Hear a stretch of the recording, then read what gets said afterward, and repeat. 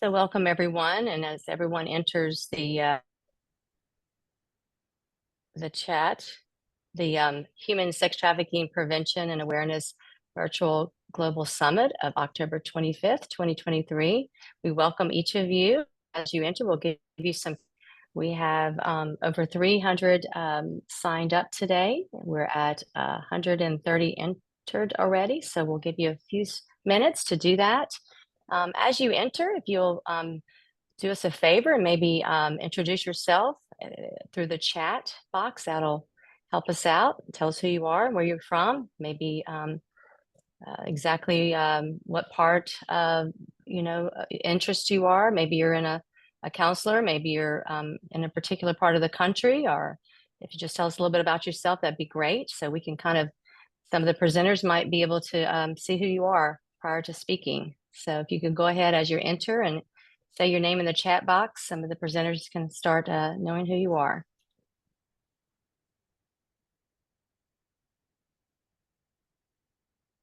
Chat is not open. Can we open the chat? Chat is disabled. Okay.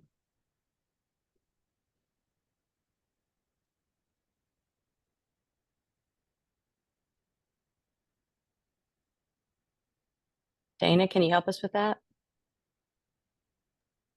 Yes, I am in touch with Kayla to see if she can get it done. It's open now. Let me know. It's open. Perfect. Thank you. Okay, great. There you go. Now you can all tell us who you are. Great. Hi, Jennifer. Glad to have you. All right, if we get to a number where we're kind of sitting, I'm going to go ahead and start the program. Wow, wonderful.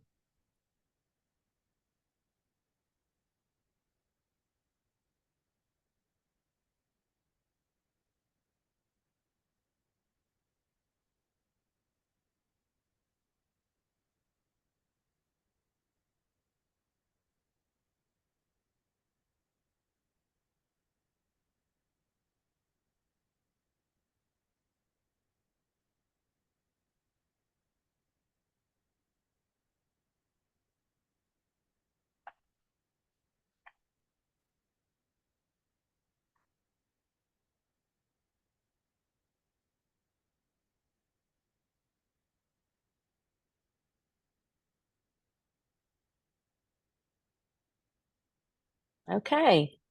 Well, I'm going to go ahead and get started. I'm First Lady Donna Edwards. So welcome to our 7th Virtual Global Human Trafficking Prevention and Awareness Summit.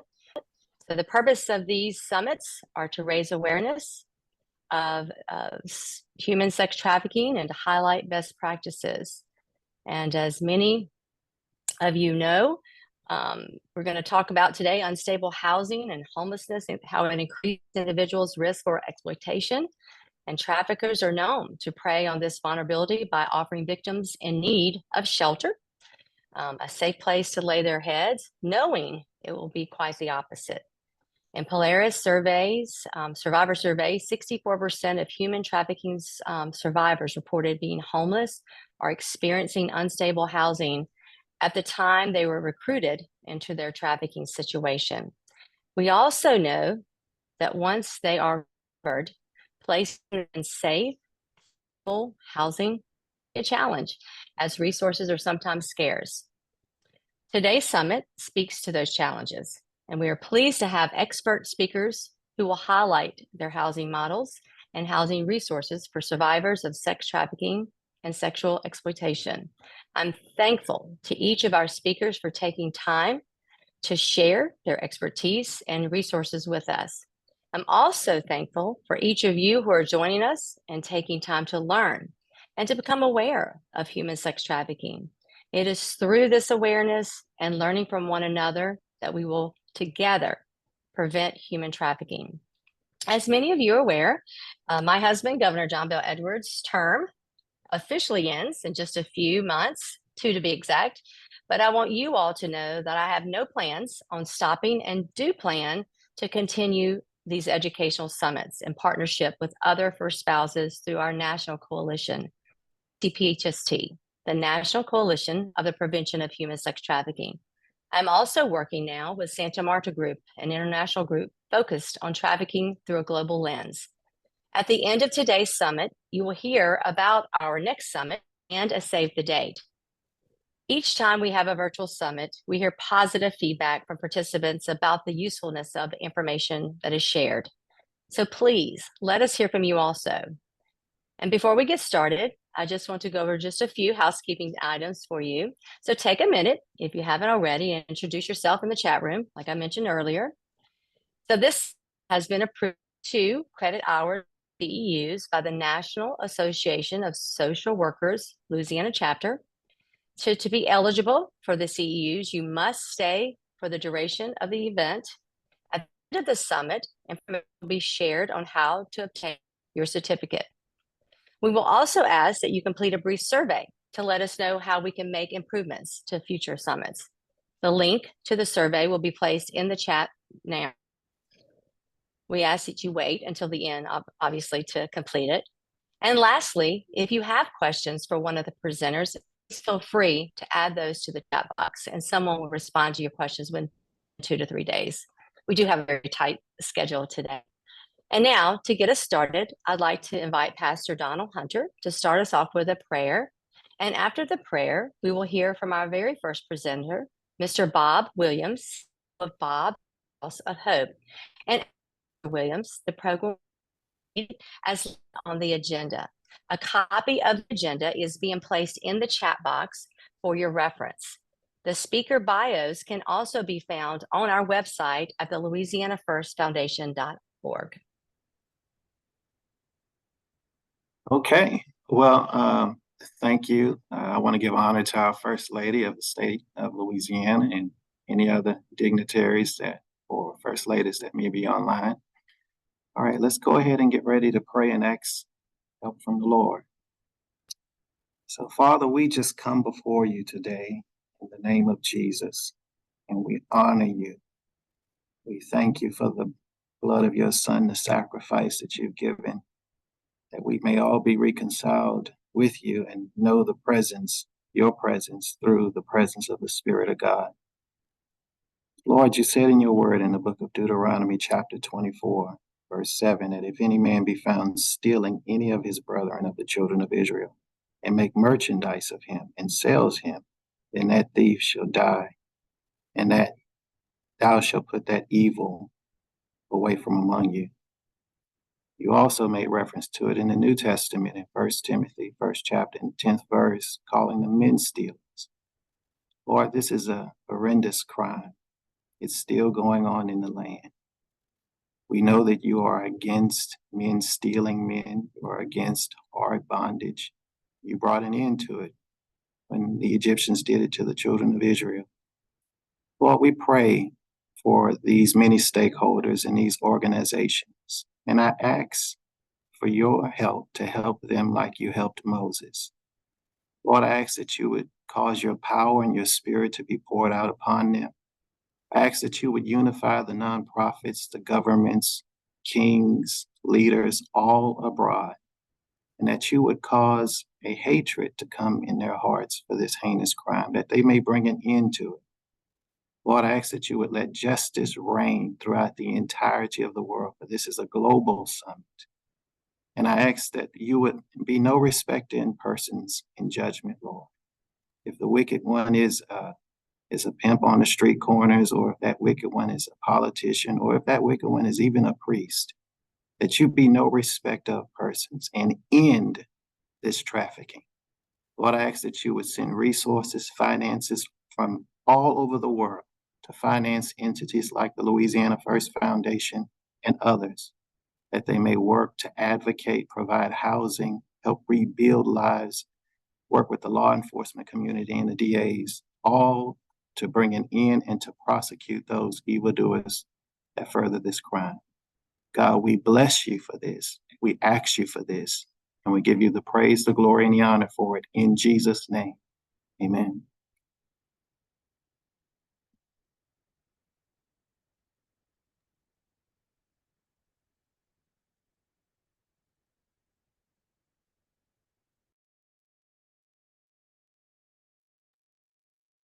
Thank you, Pastor Hunter, for that wonderful prayer. At this time, we'll have our first presenters from Bob's House of Hope, Mr. Williams and Mr. Dickerson. Thank you. Thank you. It's an honor to be here. Thank you for having us. And First Lady, it's an honor to see you again. Landon and I are proud to be part of this. And Pastor, thank you for the beautiful prayer. I want to start off just by giving you a little bit of a highlight on Ranch Hands Rescue, who we are and what we do. And our three pillars are at the bottom of the screen here. Ranch is an animal sanctuary that's filled with special needs animals, and we partner special needs animals with individuals, primarily children who have been sexually abused, in our counseling program. And that's the HANDS, is our counseling program. And Rescue is the first safe house in the country for boys and young men who have been sex trafficked. Some of you may know me. If you do, you know I'm a survivor. I was raped at 17, spent a week in the hospital. My father was retired military. And when he picked me up from the hospital, he said, "You're going to man up and we're never going to talk about this again." And I couldn't process it. I barely graduated high school. Was turned to drugs and alcohol, homeless at 20. I spent 12 years in my addiction and, on the streets, off the streets, that sort of thing. I've been clean and sober now 34 years. I'm blessed that I have been able to develop an organization like this since 2009 to help people. And Bob's House of Hope is the first safe house in the country for boys and young men that have been sex trafficked. I've had a good life. I had a great career at Motorola. And what I tried to do with the development of this house was take everything I liked about inpatient treatment, addiction, homelessness. I tried to combine best practices, all right? And I hired a executive director who would execute my vision and mission, Landon Dickerson, and he has done an incredible job. So 2 years in, we're very excited about our growth and the things that are happening. So we're going to share with you now. I'm going to turn it over to Landon, some of the challenges that we face. We're going to display some myths, and we're going to tell you all about Bob's House of Hope and the sex trafficking of males. Thank you for that introduction, Bob. Caleb, if we could go to the next slide, please, I'd appreciate it. Thank you all so much for having us. It's a huge honor to be a part of this. We're very excited to be one of the presenters on this summit, and thank you, First Lady, for putting this together. The first thing I want to highlight is that there are differences between males and females when it comes to trafficking. While there are a lot of overlapping factors, which I have placed here under all victims, and I won't read through, I do want to highlight a few of the male-specific ones because it's going to tie into what we talk about later. And we're taking this approach because we want to highlight some of the differences for people and to show that while males actually do make up nearly 50% of sex trafficking victims, they're often overlooked, and these are some of the reasons why.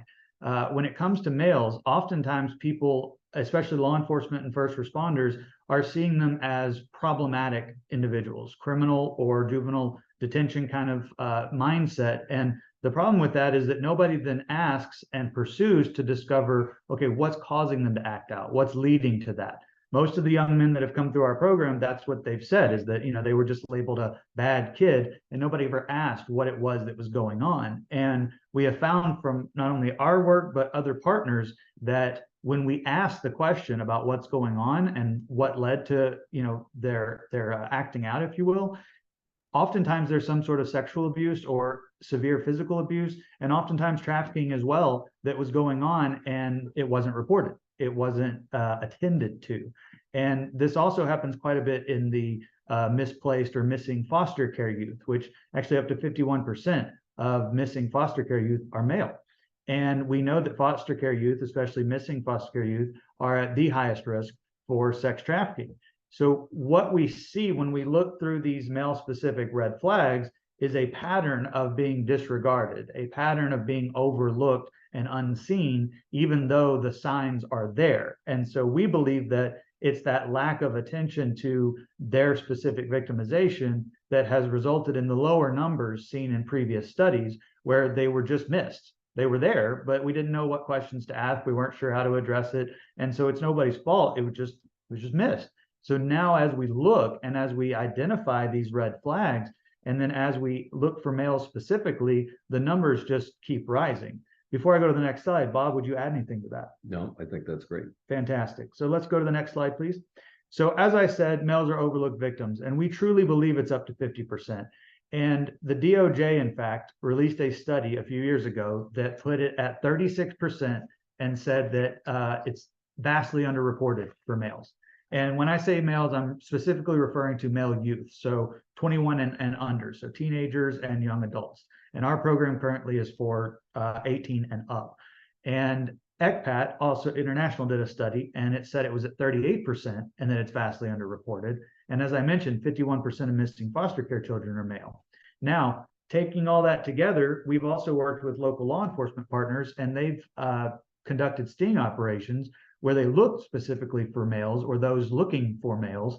And when they actively look in that way, the numbers went skyrocketed, right? So we had a news story out of Fort Worth, which is just right down the road from us, where 10 men were arrested and 4 out of the 10 were looking for males under 15. That's 40% right here in our own backyard. So we believe that as more focus is put on them and they're attended to, we will see that number approach 50%.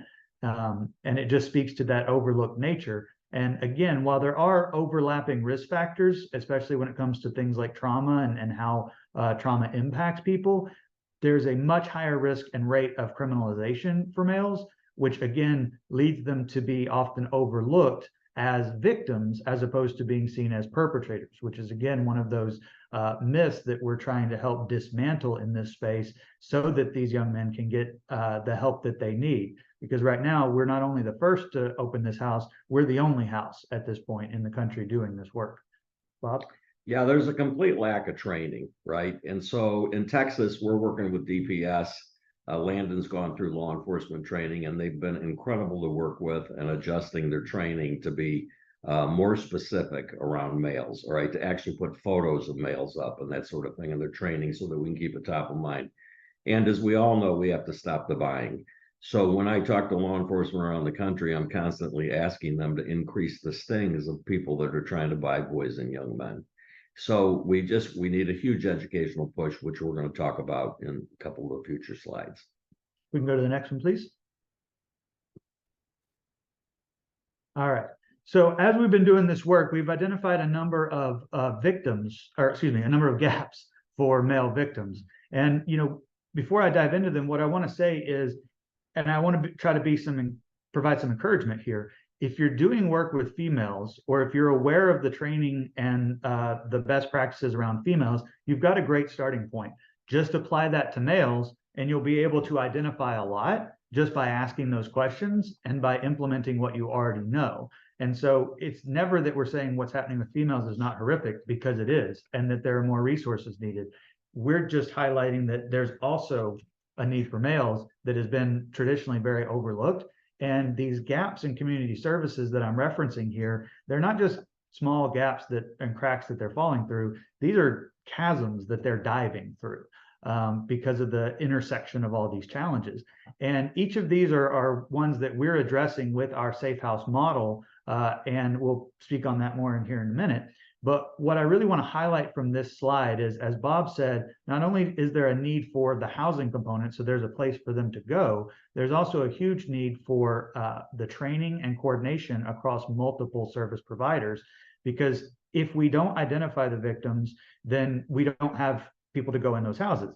But also, if we don't have the houses and somewhere for them to go, it doesn't do us a lot of good to identify them. So we need to have a cross-jurisdictional, and that includes across state lines, because traffickers and victims, they don't abide by jurisdictional lines. They don't abide by state lines. So having summits like this, where Louisiana and Texas work together to help these victims, that's the real ticket. That's how we're going to create change in this space. So one thing that I want to highlight on the solution side of these gaps is not only the need for increased funding on these frontline responses, but also this increased collaborative efforts where we're calling one another to say, hey, I've got this case. Can you help me sort through how we're going to get them what they need? And through those communications is how we not only dismantle the myths and the misperceptions, but also how we develop best practices for this population, because currently the best practices that exist are for females. And while that's fantastic, not all of it applies directly. So we're having to develop it as we go. Bob? There's also a complete lack of comprehensive computer software that's available to look for these boys. Okay. And we see that everywhere we go. And so we need to develop these partnerships so that they can find these boys the same ways they find young girls and women. The second thing is very fast here, as I spoke with a sheriff recently who rescued a 15-year-old boy from sex trafficking. He said, Bob, I've been doing this for 35 years. It's the worst case of torture and trafficking that I've ever seen. But he said, here's my concern. My officers have come in contact with this young man twice in the city, all right? And they didn't recognize that he was being trafficked. And so that just goes to the fact that we've got to have national campaigns for law enforcement, for teachers, for, you know, hospital employees. A friend of mine is a pediatrician. He just got a certification last week for sex trafficking because he's got to be certified every year in human trafficking. And he said to me, there was nothing in there about boys, all right, in my trafficking certification. So there's just a ton of work to do, as you can imagine. Next slide, please. Thank you, Bob. So the Bob's House of Hope approach. This is what we do and how we do it. I think there might be a couple things missing from the slide, but I could acknowledge them verbally. What we do is we work to meet them where they're at. And what I mean by that is if you put yourself in the shoes of these young men, they've got years of physical, sexual, emotional abuse that they've learned to live with, as awful and horrific as it is. Now they're teenagers, young adults. Not only have they discovered drugs as a way to mask or hide the pain that they're experiencing, but they've also found a way to make money doing the very thing that they've gotten used to, even though it's horrific and they're not, you know, they hate it. But now they can get the drugs, they can get the money, they can feel a sense of freedom, even though they aren't actually free. And when we ask them to come into the safe house with people they don't know, programming that they've never heard of, all these kinds of things, it's a big ask, right? It's a big ask, and it's also a scary ask. Even though it's actually safe, it doesn't feel safe to them. And if we look at this very honestly, what we're doing is promising them a lot of good things up front.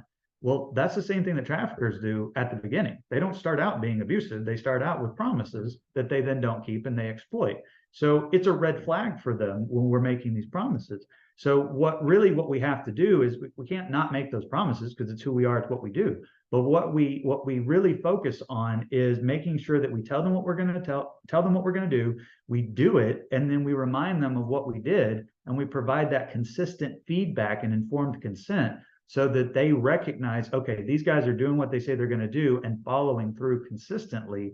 And I can actually learn to trust this and feel safe again, which that takes time. And so one of the things that we built into this is a tolerance for relapses. We know that relapses are part of recovery. The average number of times a woman runs from a female safe house is 7.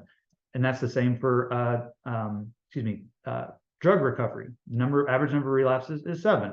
So we know that acting out, running, things like that are gonna be a part of the process. So what we do is instead of kicking them out for every little offense, what we do is we say, okay, this is a relapse. This is a falling down. So let's catch you with the safety net, work through that, and then restart, so to speak, so that ground floor, that falling down is not as far each time. It's a little bit higher up, just like this pyramid. It's a little bit higher up each time until they're at the point where they can develop their self-esteem, their self-actualization, and they can reunify in the community and become productive members of society, which it takes a lot to be able to do that. And that's why we take such a comprehensive approach to their treatment, and we give them the space to make mistakes.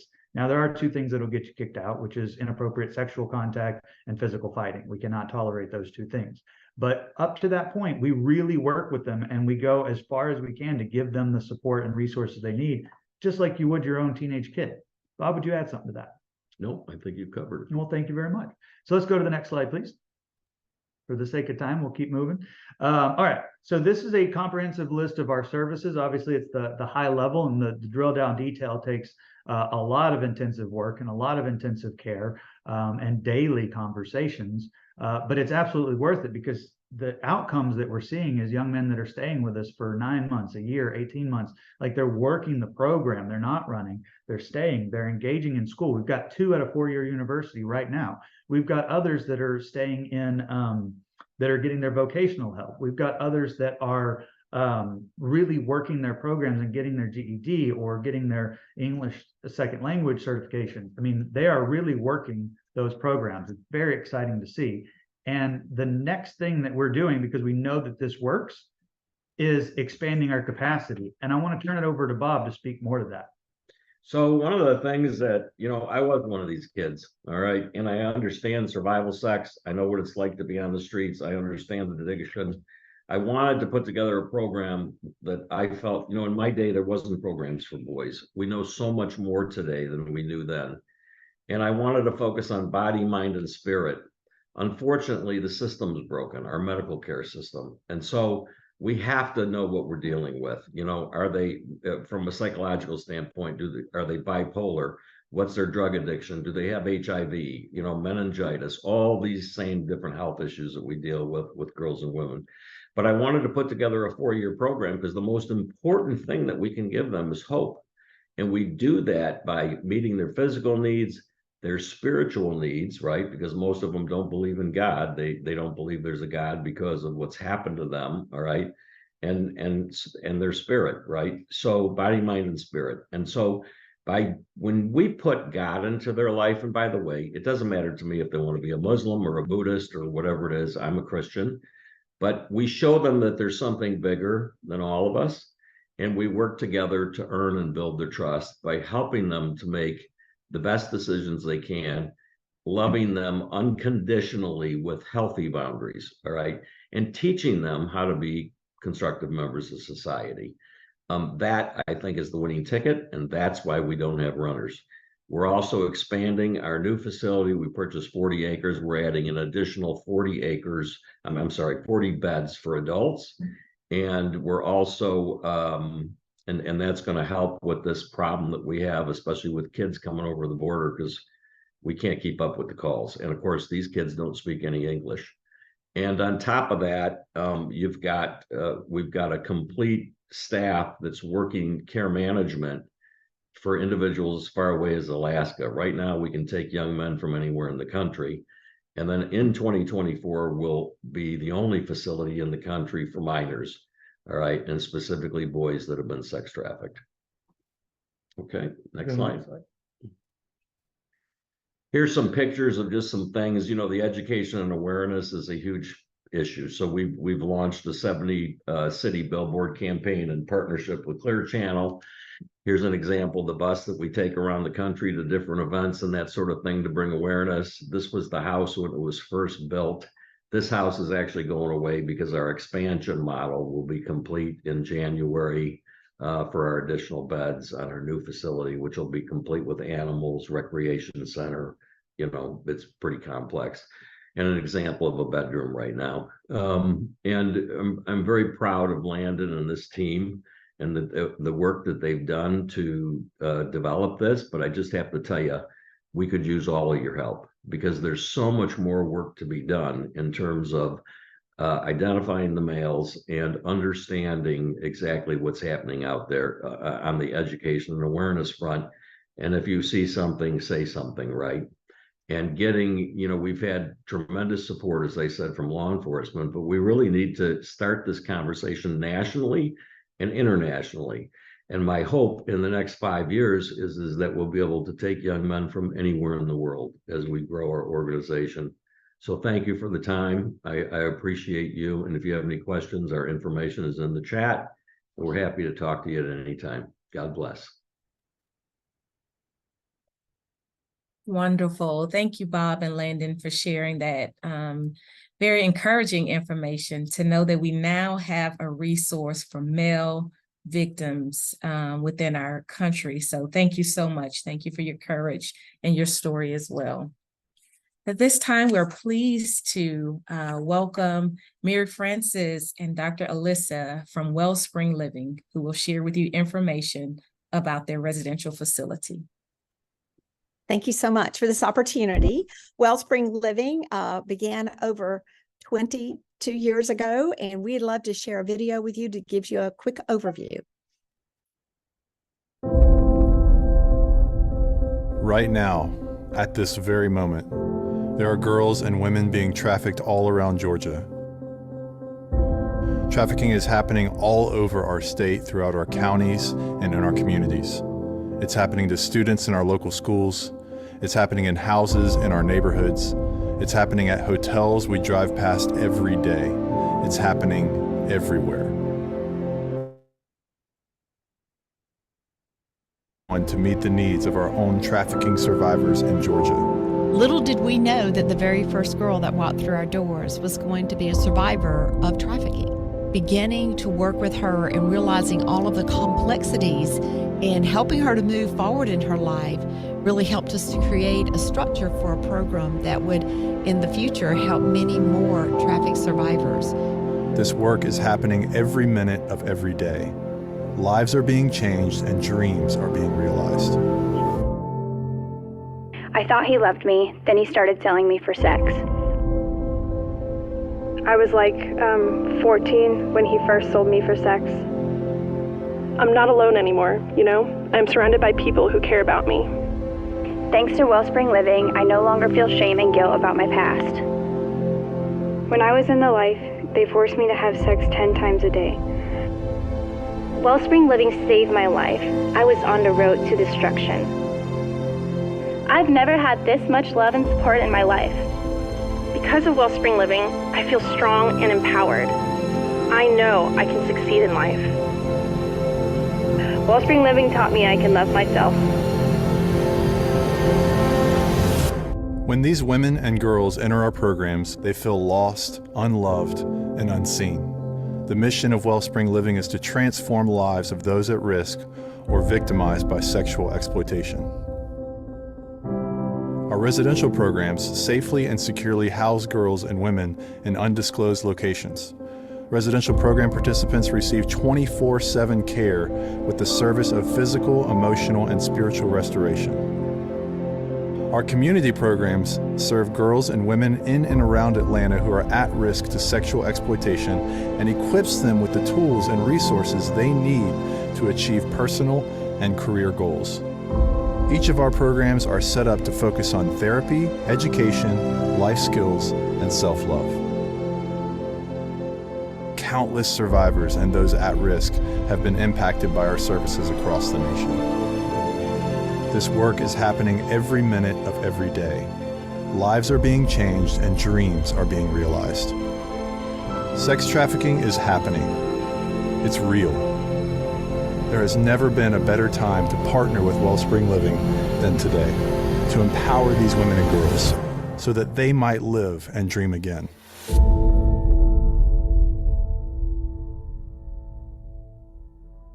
So as I mentioned, we have been on a journey since 2001, and it began at our women's residential program where we housed only 5 girls at a time, young women. And at that point, we were just kind of learning as we went. There was really no model to go with. And so we listened very carefully to our very first girl, and it helped us to understand what their needs were.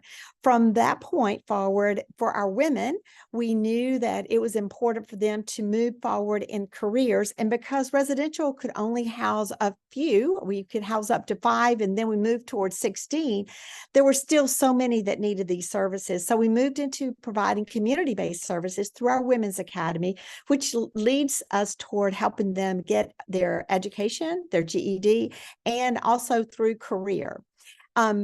I'm sorry, I was going to go right. Could you might go back just a minute? And from there, we moved toward also moving toward providing our post-program support for our women. If you look to that second column, in 2008, we began our girls residential program. And we learned so much from our women's program that helped us to know the things that they needed, but including more things that were appropriate for youth, including a residential treatment school. And from that learnings, we were able to open the first receiving center for the state of Georgia, which was for all youth. So all genders are are brought in with the opportunity to stay up to 90 days and receive all the services they would need without having to go to the different places like a children's hospital and a DFACS or a DJJ's office, or for forensic interview in a different place. Everything is happening right there. And all the things that we have learned through our women's residential program and community program and our girls and our youth program at the Receiving Hope Center, we have been able to establish an institute to help train others to do the kind of services that we've learned that are needed for survivors, which is a comprehensive approach, providing for the 3 pillars, which is the next slide, that really we are using from the time we started to even today. And that is that we know that they need healing, just as Bob mentioned. They need that therapeutic. They need the healing physically, mentally, emotionally, and spiritually. They are going to need education. Education is appropriate for them. For our youth, of course, it's high school credits. And then for our women, we are moving them toward getting a diploma. And then further, training them so that they can get employment, not just a job actually, but move toward a career. And then finally, housing, safe housing when they first come to us, and then innovative approaches for housing after they graduate our program. And I'd now like to give our Dr. Alyssa the opportunity to do a deep dive into what all that means. Hello, everyone. Yeah, we can go ahead and head to that next slide. Thank you, Mary Frances, for that introduction to the system of care that Wellspring Living provides in the state of Georgia. Today, we're really focusing on our residential programs and what meeting the need of housing looks like for survivors. And so I'll walk us in a little bit more detail through the opportunities that we have at Wellspring Living and give us some vision for where we're headed in the future. So our Receiving Hope Center, as Mary Frances mentioned, is our 90-day stabilization program. This serves youth of all genders from the ages of 12 to 17, and it's really focused on that short-term stabilization. And so in one place, and this is specifically for survivors who are confirmed for domestic minor sex trafficking, as a first point of entry into care upon recovery from a trafficking situation. And so during this 90-day period of stabilization, we're able to provide wraparound services and all the services on site in one place to really minimize the time that youth were spending previously going from one provider to the next before they could even be placed for treatment, which can really be disruptive and create a sense of insecurity for youth when we really are trying to achieve that sense of safety upon recovery. So we provide case management and therapy services, as well as medical services, including sexual assault nurse exams on site. We have partners who work with us to provide forensic interviews on site and provide legal support and advocacy. We do have education services available, and at this stage, it's usually just starting to catch up and recover credits from missed time in school. We have life skills, and then we also have an enrichment coordinator who really works to coordinate fun and engaging activities for our youth so that they are still able to experience their childhood during this part of treatment. And we can go ahead and head to the next slide. Thank you. Our girls residential program is one of our signature residential programs for youth who have experienced trafficking. And so this program serves girls ages 12 through 17. And it's a long-term treatment program. And so all of our case plans are individualized to meet the needs of each survivor, but our average length of stay is around 12 months for this program. And similarly to our Receiving Hope Center, we also in this program provide that case management and therapeutic services, as well as life skills. We have a really robust education program here, and we are able to provide hybrid education on site with a staff of educational providers and STEAM programming. And then we also have enrichment activities that we provide for our girls. And similarly to what Bob was talking about with the House of Hope, we've also recognized in Georgia the need for expanded services for youth of all genders. And in our expansion plans, this program will also be expanded to serve youth of all genders in the future within the next couple of years, just to meet the broad needs in our community as well. We can head to the next slide. Our women's residential program is our flagship program. And so this program serves women 18 and up and is also a long-term treatment program for survivors. And in this program, we're able to provide support through therapy, case management, life skills, education. And like Mary Frances mentioned, our educational services are really tailored for our women in this program. And it may be something like pursuing a GED or pursuing professional development. And we have some opportunities within our system of care to support that, as well as partnerships with corporate partners for women who are interested in pursuing corporate jobs. We can place them with our corporate partners for paid apprenticeships and very specialized job training in settings with employers who are really interested in providing a trauma-sensitive workplace environment. Our enrichment activities here too, especially around the concept of finding ways to have sober fun. So we do a lot of co-occurring treatment in our residential programs for both substance use and for trafficking and the trauma related to that. And are really trying to support our women in cultivating not only the stabilization piece, but also the independent living skills for the next chapter. And then we'll pop over to our next slide. And then one of the things that we're really excited about is our post-program support. And so as we've done this work, especially with residential treatment, we've seen over time what happens when there's a treatment bubble. So folks are receiving all of this treatment and support in the residential facility. And when they go back into community, what needs to be in place for them to sustain the progress and recovery that they've made. And so we've realized such a specific need for that aftercare and wraparound services beyond just the residential programming. And so we've offered a few different services to meet that need in our community.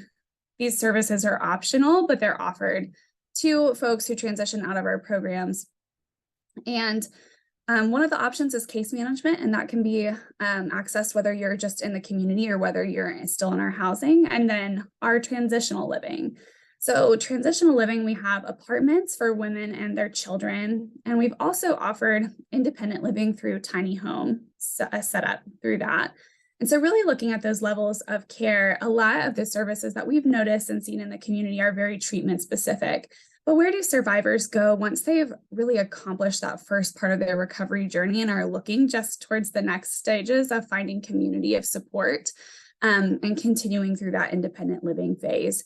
And so we really at Wellspring wanted to create a full continuum of care that offers all of those different stages of support. And so at our transitional living level, we still offer community events and case management in-house. We have staff on site, and we're still able to provide resources. And then at that independent living, it's really just meant to be housing at that point, to be a place where women can live safely in their community with their families and still pursue their education and careers and their life goals while still having the support of being able to live in a safe environment. We also provide housing vouchers as another method of support because we know not all of our survivors want to live in a trafficking specific community, but may still need access to affordable housing. And so we're able to offer financial assistance to support those living situations across our community and still, of course, providing access to therapy and other community building opportunities. And so we're excited to continue to expand these services. The future of Wellspring, we're in a big campaign as well and are looking forward to adding 18 tiny homes onto one of our campuses shortly to even further improve the opportunities for safe and stable housing in the state of Georgia. So I know I'm wrapping up at time, but if you pop over to that last slide for me, Kayla, I did want to just point out, and I can drop these in the chat too, that our email addresses are on this slide, and we are happy to answer any questions that you may have after this presentation via email. Thank you, Dr. Alyssa and Mary Frances, for such a informative presentation. And again, if you all have any questions for any of the presenters, feel free to put them in the chat and we will gather them and send them to the presenters afterwards. And thank you all again. So at this time, we're so pleased to have one of our very own, Father Jeff Bahi, a man with a vision who started, him and others in our state, who started Metanoia Manor, a residential facility for trafficked juvenile females. And so at this time, Father Jeff.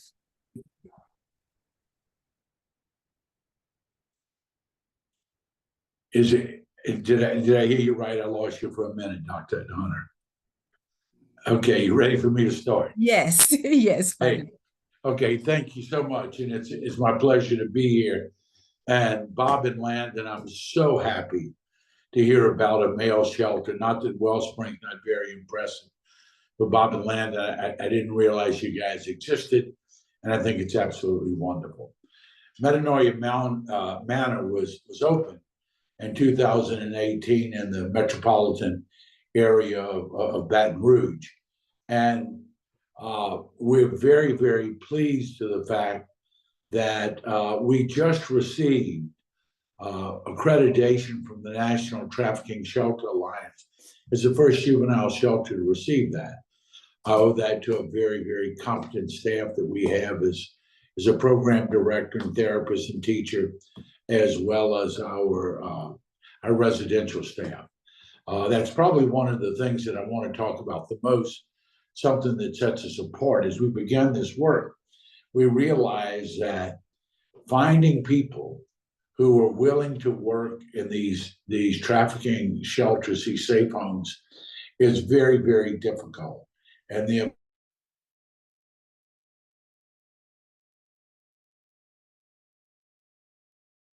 amount at the time of it you during the course of the presentation to provide the sister care model. And first of all, we're a juvenile shelter for children. We take anyone from newborn to 18 years old. We're willing to take young girls who are pregnant, and we're also licensed to take their children as well. As you know, when you're dealing with juveniles, there's a custodial issue involved. And so we are licensed by the state of Louisiana. We have a memorandum of understanding that we are a provider for the state of Louisiana. And of course, with that comes all the state regulations, and those who work with juveniles know how very cumbersome those things can be. But I'm very happy that our governor and our first lady have been very, very supportive in making it work and supporting what we do for the rescue of these children. And so our children primarily come to us through the Department of Children and Family Services, also through the Office of Juvenile Justice. We have some relationships with children's hospitals who discover the activity through examining their children, as well as we take private places through the FBI. In the last 5.5 years, we have sheltered 88 children. One of the things that I think is a big realization, not for those of you involved in the work, but on the outside,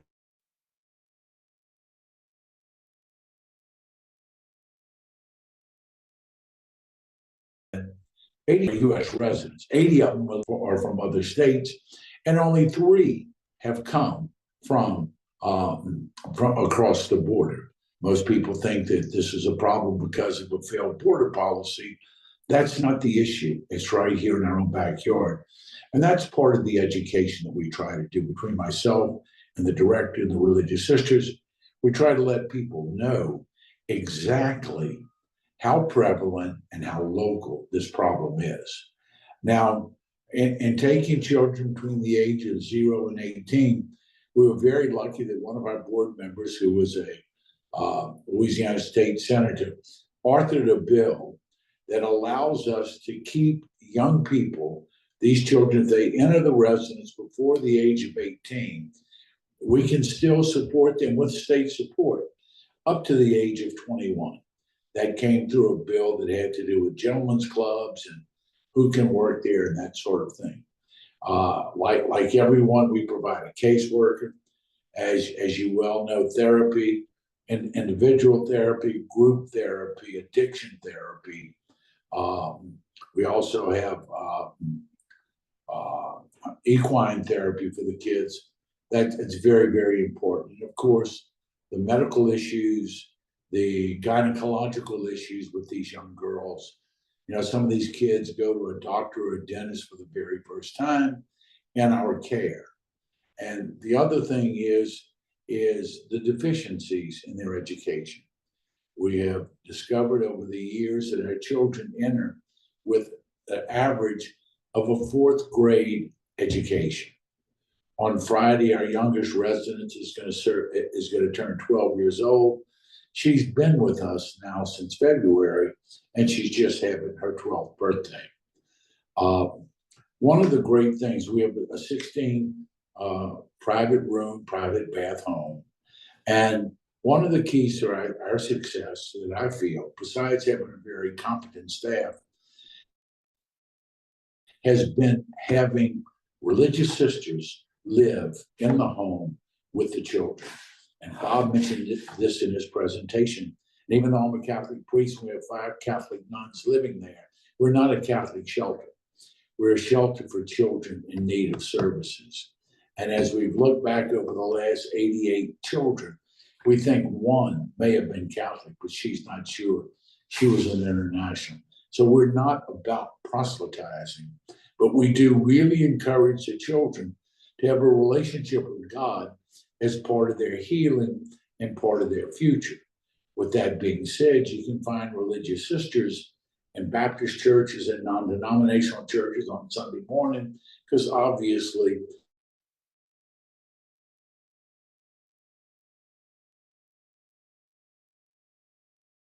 they're the ones who escort the things that we put into. We're not equipped to take someone who needs to be detoxed. We're not equipped to take someone who's actively psychotic. We just don't have that capability. So what we do is we do an intake interview. Sometimes that's in person. If the child is within striking distance, so to speak, within a 2 or 3 hour drive, we sit down. The child's got to make the decision to come. And then once we speak to them, we take one of our residents and set up a Zoom call. We leave the room and let the prospective resident speak to one of our current residents and answer all the questions that they wouldn't ask us. That served us very well. We have not had a successful runaway in 5.5 years. Now, like everyone else, we deal with the extreme amount of damage, and there's certain things you can't do. Obviously, drug behavior is not accepted at all. But the thing that we deal with is violence against the other children.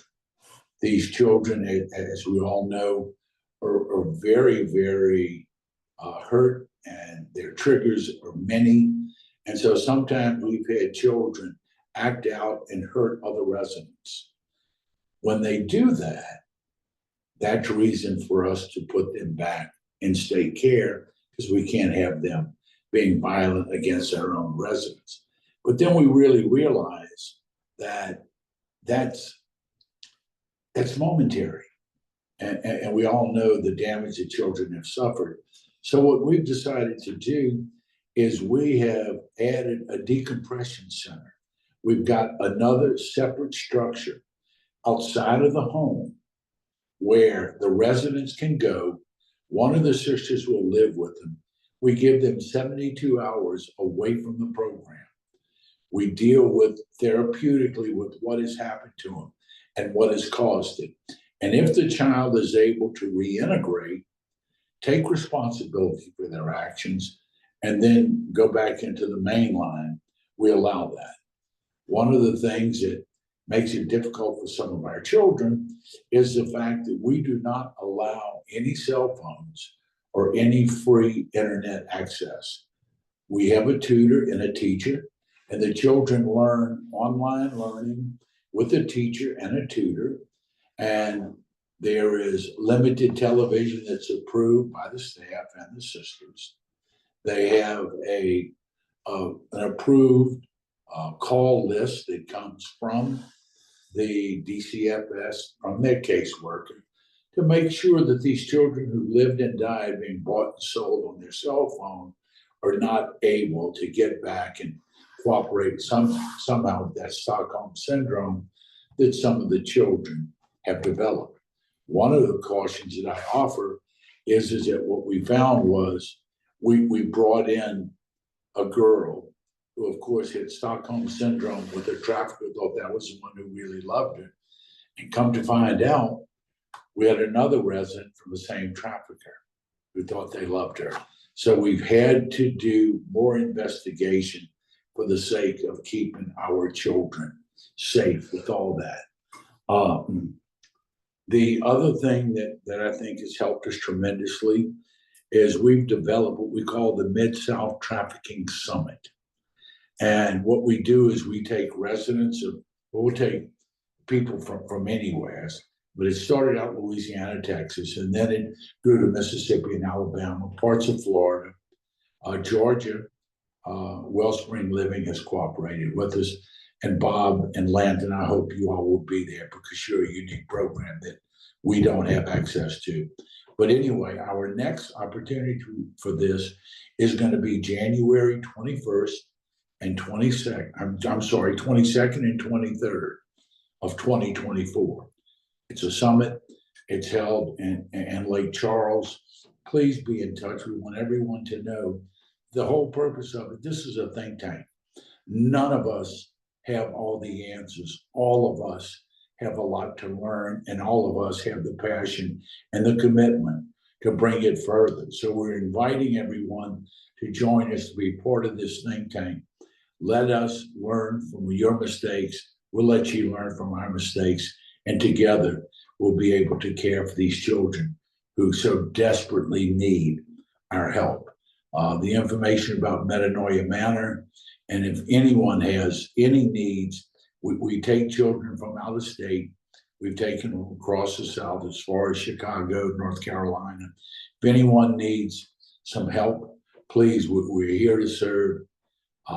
And again, for those of you who may be online and you're looking at, we need to do something in our state, wherever that may be.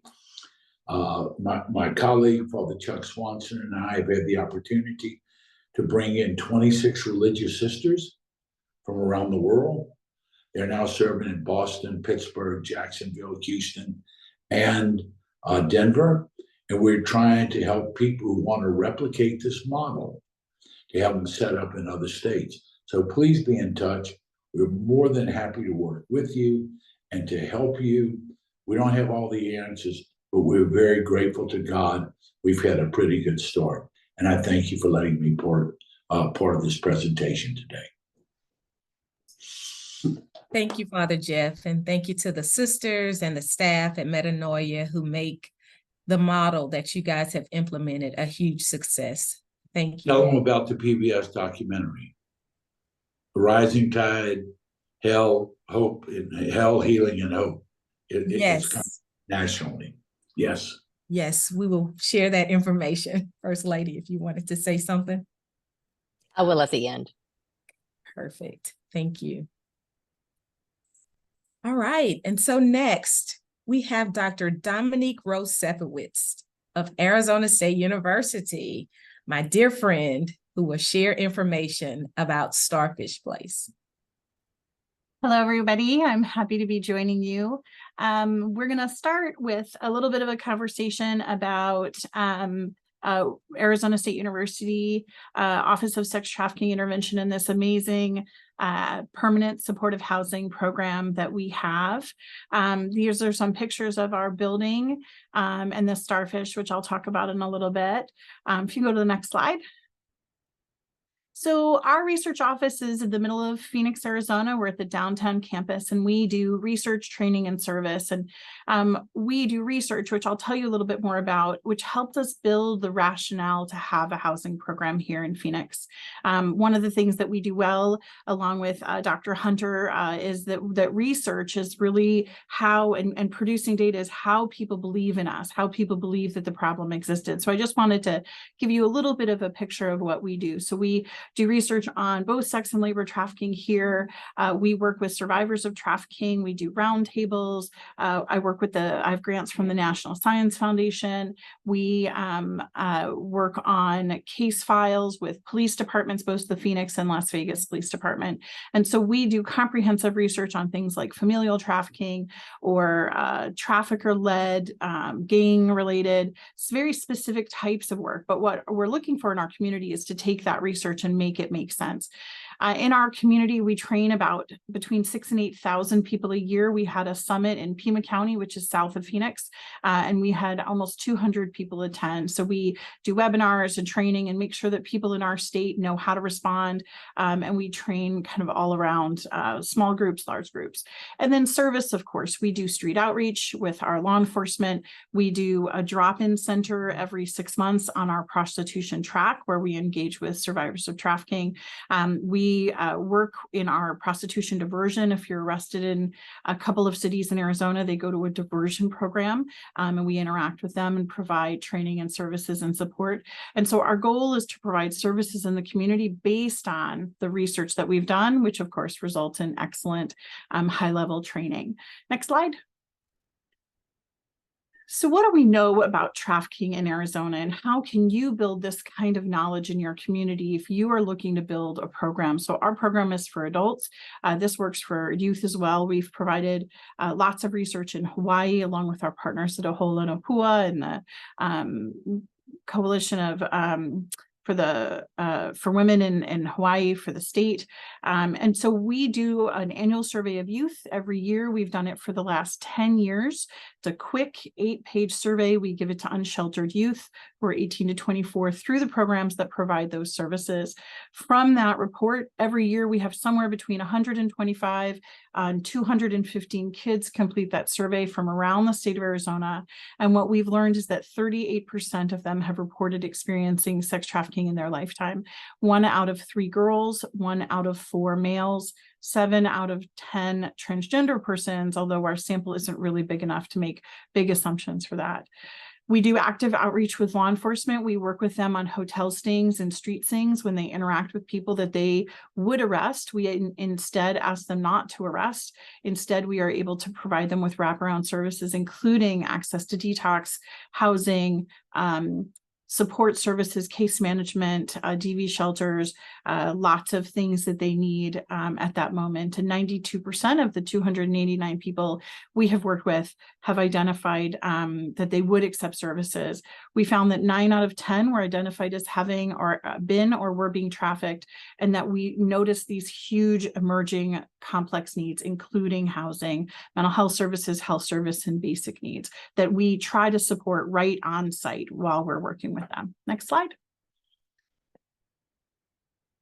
We also work with our jail. There are 9 jails in Maricopa County, and we've trained the intel staff, the intake, mental health, medical, supervisory, and classification staff to look for trafficking, to know the red flags. And we've also created tablet information for the inmates that can screen for it. So the screening is not just, have you ever been trafficked? It's educating the survivors about what trafficking is. We find in our community very often that our clients don't define themselves maybe as a sex trafficking victim, but they, and we always say, like, you can call yourself a banana. It doesn't really matter what you call yourself, but you should know that you have access to services if you do fall into this category. So there's some real good reasons to, and it's something that we want to make sure that they are provided direct targeted services with. So we have this phrase that talks about that the sheriff cares about this, and here's some more information. If you want to go to the next slide.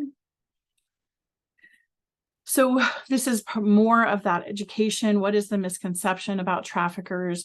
That it's always an abduction, but what we're trying to do is give the clients the language of abuse, trickery, manipulation that leads into prostitution, and it can be difficult to escape. So taking away the shame and blame, and really trying to make sure that that the clients in the jails have this information. Next slide. Here are the screening questions. Here are the first 5. If anyone would like them, I'm absolutely happy to send them to you.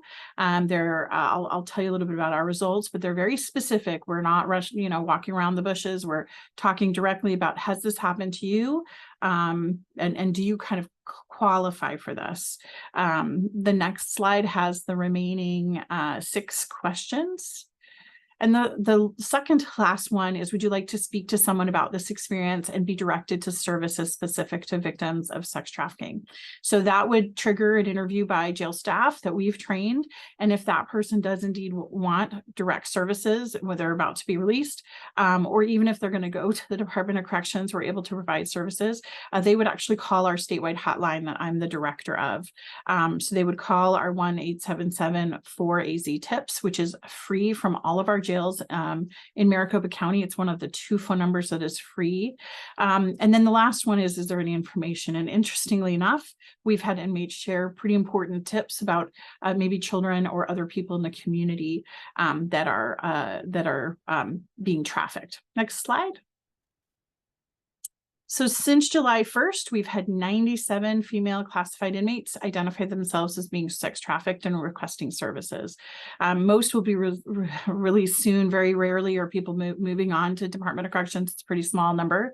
And very, very few have housing options. So what we know without housing is that these clients have very few options. In our jail, they're released to a couple of picnic tables down in the south of the city. Oftentimes wearing what they came in with. And we know that traffickers and sex buyers are sort of driving by that area, excuse me, looking to see who they could recruit or who they could find. Next slide. So we also have data from our managed care system, which is called Mercy Care. So for a period of time in January 2021 to May of 2023, 309 child sex trafficking victims were identified. Average age at detection was 15. 64% was in the guardianship of child welfare, and 63% were reported to having run away. This is important data. It's important for all of us. But what we know is that those 309 is an important number, but the 64% is what really concerns me. When they turn 18, they do not have housing offered to them. They can go into the young adult program, but it has a lot of ties to it. And many of our youth are not engaging in that program. And they in turn become unsheltered and homeless. And that's our big concern. Next slide. So in our community, our limited shelters are always full, very, very few focused on more than domestic violence or homelessness. We've had clients call the hotline and been told, no, we only serve domestic violence victims. And that's been really important to say to our clients, look for services. But if they can't find them that works for trafficking, it's not very helpful. We have a very limited state and federal investment in sex trafficking services. This year in 2023, only one OVC grant was granted in the whole state of Arizona for transitional housing. None of the case management grants were given to our state. And so things are shrinking. The availability of services in our community are shrinking. So what we know about supportive housing for survivors of sex trafficking as adults, we went through the research, looked, interviewed people, and we found that it needs to have sober living options. It needs to have basic support. Our clients come in from shelters and have absolutely nothing. Support for childcare and school connections, support for training and education, that includes GED and other work, and support for clinical treatment. So access either inside or outside, that they have access to clinical treatment. Next slide. So Phoenix Starfish Place is this unbelievably beautiful program that we started in 2016. Here's some pictures. That is an apartment. All of the apartments have hardwood floors. They're really beautiful. They are at least 2 bathroom, fully independent apartments with washer dryers and dishwashers. There's only one big community center, which we'll show you some more pictures of. But it is a great big beautiful apartment complex with 15 apartments, 12 2-bedroom, 3 3-bedroom. Adjacent to, on the lower bottom, that's the picture of the community center. We call it the Starfish Center, and that has a library, 2 treatment rooms, a teen room, and a big demonstration kitchen, which we use a lot. Next slide. So the building was built in 2013. It's got 6,800 square feet, has all those different rooms and a beautiful community yard that has a grill and lots of space for the kids. Next slide. So what happened was we were approached by the City of Phoenix Housing Department, me and my small research office, the Office of Sex Trafficking Intervention Research, and asked if we wanted to partner with them on putting people in this housing that had been sex trafficked and met their federal criteria. There was some HUD funding. HUD funding was changing in 2016. Transitional housing money had been extinguished, and there was shelter and permanent supportive. So we were able to access permanent supportive HUD vouchers specific to this group. Currently in my city, people have 10,000, there's a 10,000 person list for HUD for Section 8 housing. And so our clients were able to go to the side and get on our HUD vouchers. It was initially built in 2013 and sold to a community agency. The agency sold it back to the city. The City of Phoenix Housing contacted us, and we agreed that we would partner with them to support the clinical side of Phoenix Starfish Place. Next slide. So what we did was we met with 20 lived experience experts in 2 focus groups. And we then met also with our referral agencies and said, what would you like this program to look like? What if you had this opportunity to get out of the life and have a program like this, what would you like? And the 2 words that they said over and over in both of those focus groups was safety and community. So everything we have done is tried to make people feel safe. We are not a hidden location. We're not a shelter. So we had to really think through making sure that it's not listed on Google, but that people could find it if they needed it. And then of course, community, allowing the clients to build their own community, to not foster a place where they're dependent on the staff to get people together for barbecues. We do that every once in a while, but we really encourage our clients to get to know each other, to depend on each other, to create boundaries with each other, and sort of have the apartment living that many of them have never had. Our funding came from, oh, no, back one slide, sorry, I'm almost done. Rents and building maintenance is from HUD.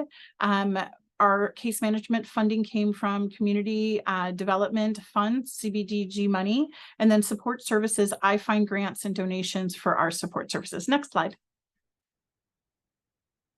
So the program elements are trauma informed. All staff positions, including our desk, staff, everyone that has contact with clients is trained on sex trafficking and trauma informed care, and we have a holistic perspective. Next slide.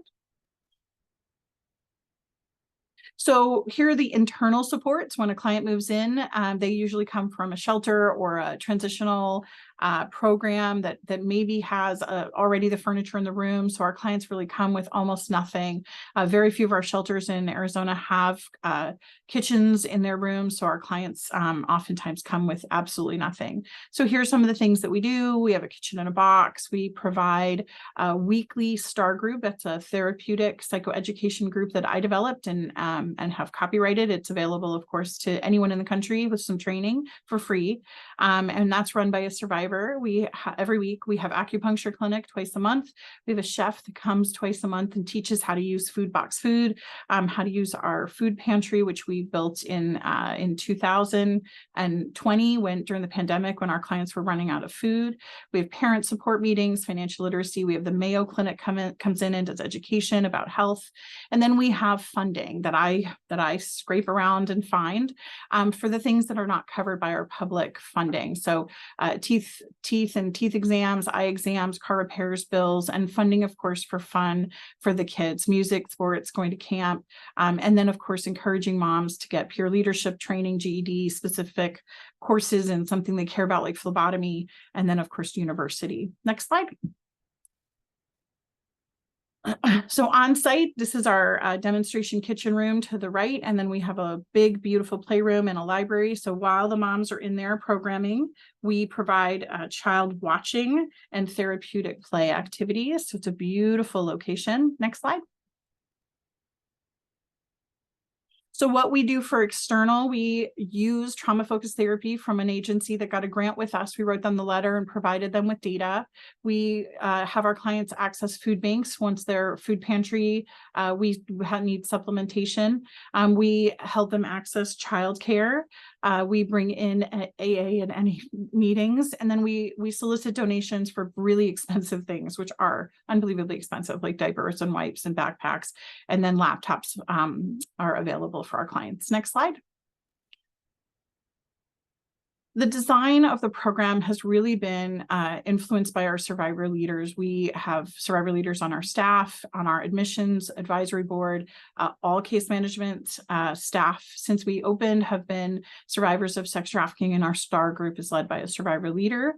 And our goal is to promote healing from trauma, promote independence, address health and mental health, and support recovery and reconnection. So I bring in students from ASU. I have about 15 staff members who come in, all dynamic, great youth, young adults, people old like me, that can be mentors or supporters or partners with our clients as they advance in their life. Next slide. So what we know is that we could create this place with all of these different partnerships. So ASU, the City of Phoenix, the Housing Department, and then provide those services. Next slide. So what we know is that we get referrals from different places. We screen them using our survivor advisory board. Our case management engages, gets their application done. Next slide. And then we help them figure out what they need. What do they need to move in? What programs would they like to engage in? How do we make sure they and their children are healthy, get medical care, get support they need, and then advocate in the community for anything that they don't have. Next slide. And so we, things that are present for all of us is that sometimes our clients come in with pretty incredible criminal histories and they cannot be admitted to public housing. And we've worked with the City of Phoenix to make sure that our clients aren't rejected under special circumstances, unless of course there's drug manufacturing or an aggravated violent criminal history or a crime against a child. Very few of our clients have any type of credit, no furniture, very few friends and family involved, but also we have to be very clear that no friends, boyfriends, or family can be on the lease. And that's been a real struggle. And they also have to have at least 50% custody of their children. Next slide. So we currently have 10 moms and 21 kids living in our program and 1 under review. Next slide. So we do all of these things once they are approved. We help with deposit assistance and getting their lease signed. Next slide.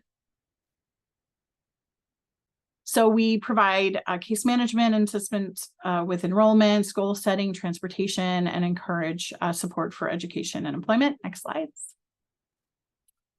So we provide the clinical services. We make sure that we're really regular. We show up all the time. We're steady. We come with unconditional positive support with a trauma-informed lens, making sure the kids get the support that they need, but moms get lots of different diverse supports. Next slide. Any additional services we were able to provide: iPads for kids, free pandemic food pantry in November of 2020 with more than 400 visits by the families. Next slide. So what we know is where our clients come from, all different types of programs, mostly shelters and substance abuse treatment programs. 19% came from law enforcement. Next slide. 21 clients have lived there. They do not leave, which is nice. We've worked with 48 children. The average age of our clients is 29. They've had between 1 and 8 children living with them, and they have had unbelievably high rates of abuse. Next slide. We're going to go really fast through the next couple. All of them have reported sex trafficking. The average age of their trafficking was 17.7. They did not have to be trafficked as a child to be admitted. Next slide. We know that they've had other types of experiences, including domestic violence and drug addiction. Next slide. Here's our other types of experiences they've had. Next slide. And here's the story of the starfish and why we named it Starfish. So a little girl walking down the beach, pulling up starfish as they've blown in after a storm, and an old man coming along and saying, you know, why are you bothering to try to save all those starfish? You can't. And the little girl says, as she continues to bend over and pick up another starfish and throw it as far as she can, she says to him, well, I made a difference to this one. So we named it Starfish using that poem. Here's my contact information. Thank you so much for your interest in this. And please contact me if you have any questions. Thank you, Dr. Rosepowitz, for such an informative, timely presentation. We know you work so hard to operate your facility, so thank you so much for sharing it with us. So next, we have another of Louisiana's very own who actually operates 3 different housing models that they will share with you today. And so we're so pleased to welcome Cara Vandekar, Jennifer Best, and Judge Joy Labrano. Dr. Dana, and thank you, First Lady. I'm so happy that you all have done this today and very much appreciate all the work you have put into anti-trafficking since you have been leading the state. So thank you. Eden Centers is a movement to eradicate human trafficking. Our pillars are education and outreach program. We have a prevention program where we go into schools and work with at-risk youth. We have a social enterprise to help educate our survivors on having a job, keeping a job. And we have long-term and emergency housing. We are open to women and labor and sex trafficking survivors from around the world. Most of our survivors have actually come from the United States, but we have just recently decided to also expand our services to men. So in 2024, we will have another floor of our Eden Emergency Center, and that will be used to house men. We're working on the renovations now. We are an evidence-based program, and we're based on the principle that love is the strongest force for change. Through loving our residents, respecting them from the minute they walk through the door, only then can we really give them the foundation that they need to take advantages of all the services we offer and really start to do the recovery. Because as everyone that we're speaking to today knows, we can offer somebody every service in the world, but it's really a hard job to heal and recover. And it's really something that all of these survivors need to do on their own. And we can just be there and walk with them. We are not a faith-based program, but faith is a huge part of recovery. And our long-term in-living community model is based on the Benedictine monk model for living in community.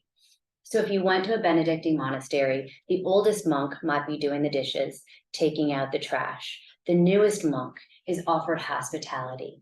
And once a part of that community is always a part of that community. And so part of the model is, as our survivors recover and begin to appreciate all the gifts they've been given, they reach back and help other survivors who are coming up behind them. And so they're allowed the space to recover, but also the opportunity to help somebody else recover. It is incredibly cathartic to be in a place to say, look how far I've come.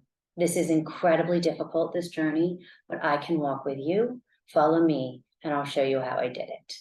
The Benedictine monk model for living in community is also incredibly important to our residents coming into the long-term program, because most of them are coming off the streets, where it is a top-down system, where the pimp is in charge and you are told what to do. You're not allowed any self-direction. You are essentially enslaved by this person. If you're coming out of jail, which a lot of our residents do, it's a similar top-down system, where if you are in jail the longest, you have that space. The new person coming in is the bottom, the wrong is the bottom of the barrel. So what the Benedictine monk model does is, from the moment that residents step into our long-term shelter, the world as they've known it is flipped on its head. They are the new person, and yet they are the most valued and the most treasured, loved and honored from the minute they walk through the door, offered a hug, hospitality. Do you have what you need? Do you need clothes? Here's your bedroom. Here's the kitchen. Here's food. And what that does, it starts to allow people to see the world in a different way. All of a sudden, the world that they knew is different. And that allows the brain to start to work in a different way. It stimulates the brain in a way it hadn't been stimulated. And it also opens some space for hope. If your world was hopeless, but now all of a sudden the world looks a little different, that allows room for hope and the seeds of hope to start to grow. Next slide, please. Thank you. So we started with one long-term shelter where we can house 8 women. And then we acquired, thanks to the state of Louisiana and at the Capital Outlay Program, a second house, which is another long-term shelter for up to 8 women. Women are allowed to stay up to 2 years. Once a woman graduates, in order to leave the program, we try to ensure that she has a job and a long-term apartment. We have a storage unit where we keep donated furniture and kitchen items so that when they leave, we can furnish their apartment, get their kitchen set up, make sure they have a job that can support their sustainable housing. In January, we opened Eden Emergency Center. We have 9 beds. It is an emergency and transitional facility. We are actually the first in the country to partner and be housed within a hospital building. We are partnered with LCMC Hospital System, the second largest hospital system in Louisiana. We are housed within one of their buildings, within one of their hospital campuses, which it is an incredible model because we can use so many of the hospital services. So, for example, the security team of the hospital, when somebody comes to us through a referral, usually through FBI, Department of Homeland Security, NOPD, when they come to us, they are met by one of our staff members and a member of the hospital security team at the very front of the hospital. They are then taken through the parts of the hospital that are staff only. And so if there's any trafficker, they cannot follow them. They go out the back door across the street into our building. And so we are blessed to have amazing security. We use the hospital's food. We use services. We're tied into the medical services. And so we have really created an amazing model with tying and serving the survivors with the hospital system. We're expanding to another floor, and that is the floor that will house men, and expand our community program, which we're very excited to do. 25 safe beds a night, and that actually equals 9,125 safe nights that we are able to provide to survivors. And we are incredibly excited. If you could flip through the slides of some of our facilities, and I am going to hand it over to Jennifer Best, our new CEO.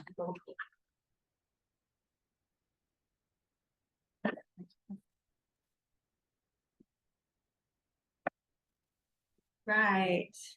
My name is Jennifer Best. I am the Chief Executive Officer for Eden Centers. What you're seeing here are some of our facilities. We've got Eden House, Garden House in our residential homes, and then the emergency center as well. You can keep flipping. So that's our emergency center. We have 1 bed per room, so they're able to come in and stay and have their own space. Each room has a different theme, and so it's just a beautiful, serene place. You know, they're coming straight from their trafficking situation into our care. We wanted to provide a safe place. You can, the next slide, please. Yeah. So I'm proud to say since 2011, Eden Centers has provided over 33,000 safe nights. You know, our goal and our mission is to be able to provide an atmosphere where our women can come into our care and just rest and relax and breathe and be able to start to dream again. Next slide. Our services are holistic and comprehensive. We get them into our care. We want them to stabilize. We do, Cara did a great job of our model, and love does heal. And so during that, stabilization, We're hoping that, they get the foundation to be able to launch them into their healing journey. We do try to, through our economic empowerment program, we partnered with other community partners in the city that Dress for Success is one of them. They've created a 15-week course for us to be able to come in and learn all types of job training, how to build a resume, how to interview for a job, what job do you want, and then what are the credentials in order that you need in order to land that job. We also have a social enterprise that helps employ our women, and they are able to make products such as candles and earrings and shower steamers, and we sell those at local markets and online and local boutiques. Next slide. So one thing that I am really proud about is our trauma-informed care. What does that mean? It's basically we are looking at our clients as not necessarily what is wrong with you, but what has happened to you.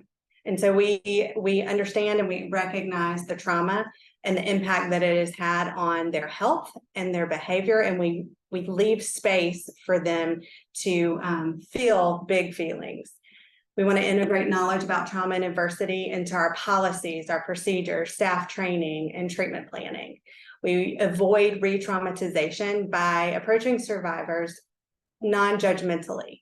They're so brave to come into our care, and our atmosphere is to empower and not shame. And so as they're feeling these big feelings, we allow them room to do that. We want to establish physical safety and emotional safety.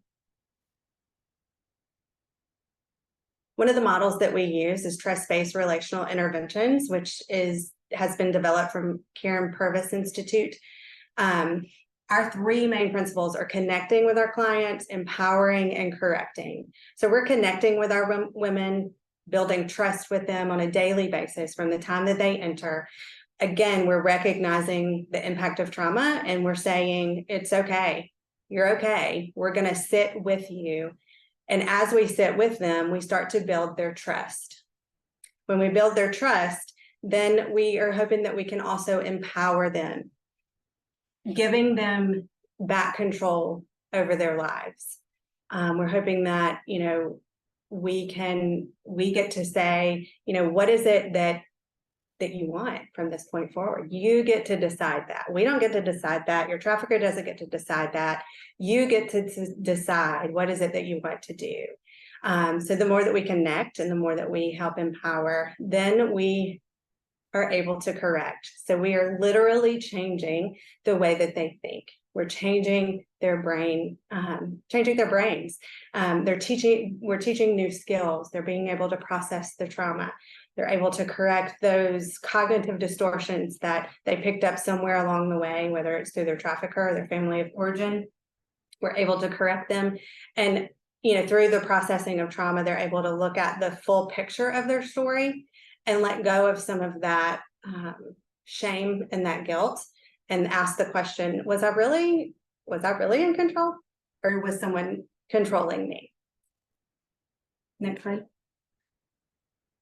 So I wanted to highlight very quickly the clinical program. This isn't everything that we offer, but this is the majority of our clinical. So we have clinical treatment days, which are on Tuesdays and Thursdays, and our residential women come over to our emergency center, and all of our services are offered to both. They can attend all of our groups, case management, and therapy. Our trauma therapy models are EMDR, eye movement desensitization reprocessing, SIT, which is story-informed trauma telling, trauma-focused CBT.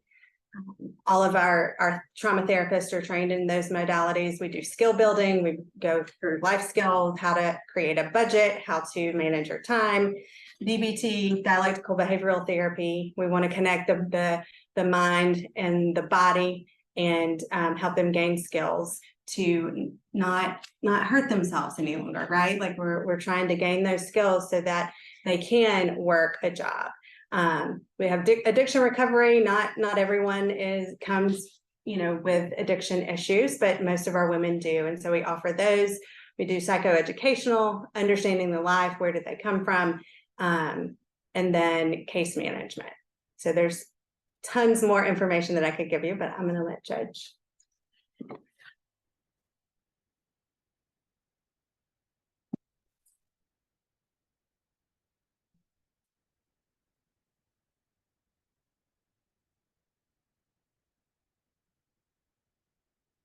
Good afternoon, and thank you, First Lady Donna Edwards, for all you do in Louisiana to fight human trafficking.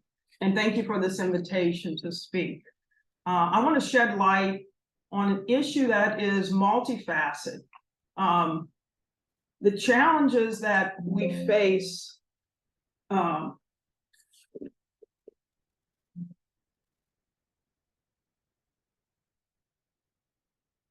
the challenges that we face by our survivors of human trafficking that are graduates of our residential programs as they reintegrate into the communities and after completing residential programs such as Eden House, Garden House, or our emergency shelter.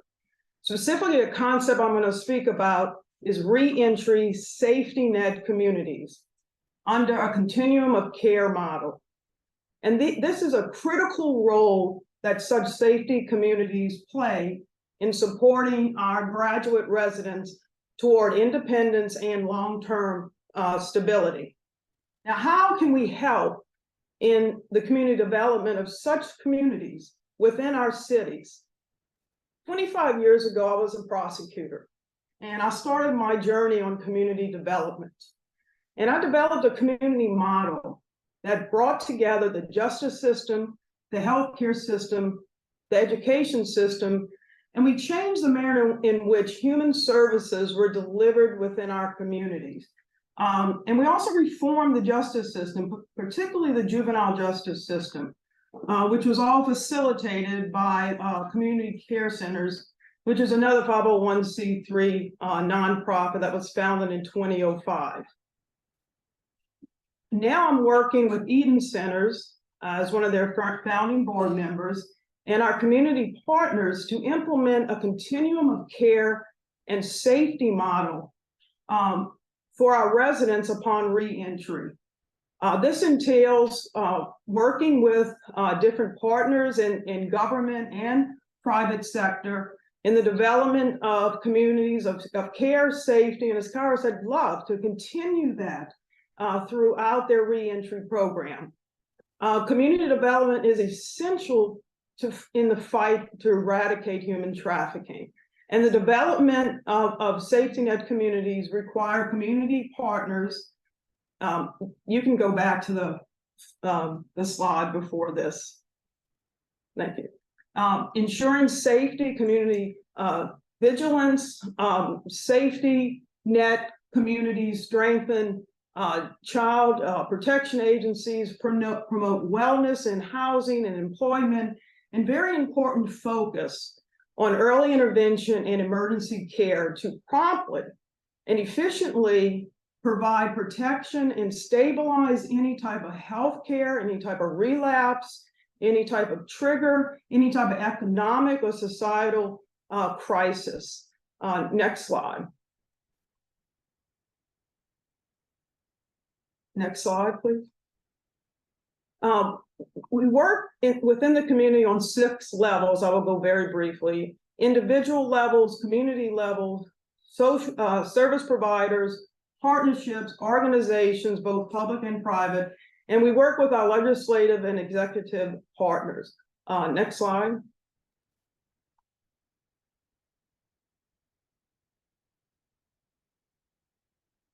Now, this is an image to show the workings and synergy of a safety net community within a community care framework.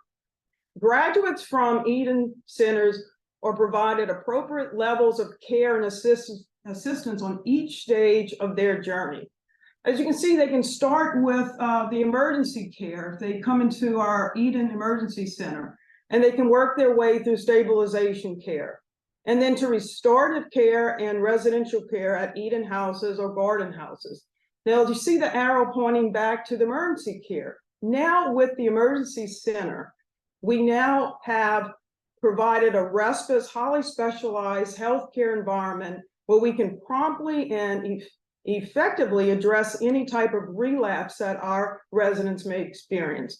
And then they can move on to reentry, resident resiliency care, and then our hope and goal are to continue to work with community partners to develop communities within our cities that provide 3 levels of a safety net foundation: preventive care, early intervention to address any crisis that comes up before it becomes an emergency.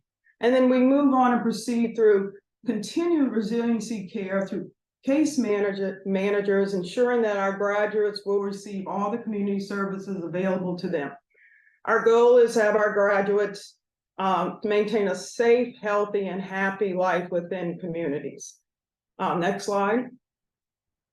We briefly talked about, especially Eden, our social enterprise model, but also as part of the continuum of care when they re-entry, so we can ensure they have living wage jobs. Next slide. And also our impact is tremendous, and just our residents come back and they're part of our community for life. When we say continuum of care, continuum of safety, continuum of love, it's for a lifetime. Thank you. We have information on the last slide if you need any contact information. And please feel free to give us a call. Thank you. Thank you. Thank you so much to Judge Labrano and all the team at Eden Centers for all that you do. And we just want to thank all of our housing providers and experts for sharing your knowledge and expertise with us. I'm just going to take just a few minutes and share with you all some of the many resources that are here in the state of Louisiana. As you heard from our presenters, when victims and survivors are recovered, of course, they need housing first, right? But as you heard from so many of them, they offer so many other services. They offer mental health, they offer education services, medical services, you name it.